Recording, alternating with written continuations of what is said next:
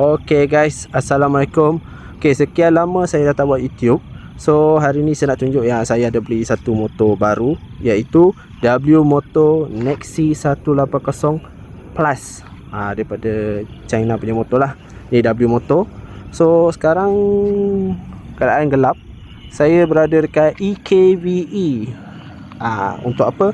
Saya nak testing kecerahan lampu malam motor Nexi. So inilah keadaan dia. Kalau tengok ni dia terang tau. Terang. So inilah keadaan depan dia. Banyak cun. Lampu dia memang cantik. Tapi kita tak pastilah dia punya ni terang ke tak terang. Tapi kalau tengok pada sini dia terang. So jom kita saksikan tempat yang gelap. Okay, so sekarang kita sudah sampai dekat area yang gelap. Sini memang gelap, tak ada apa-apa. Memang gelap. So jom kita buat video.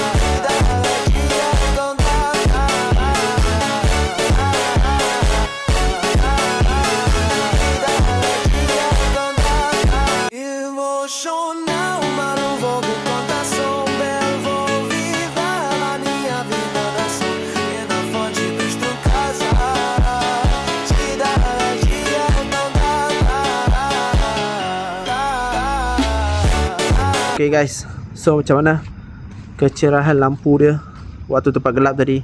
Saya rasa memang terang gila kecerahan lampu dia. Memang no doubt lah. Kalau dari sini pun kita dah boleh nampak kan dia cerah kan. Ini cahaya lampu banyak tau. Cahaya lampu banyak. So memang saya suka lah motor ni. Dia cerah, cantik, rupa dia cantik. Tengok rupa dia. Yo, memang cantik. Okay guys, sampai sini saja video saya.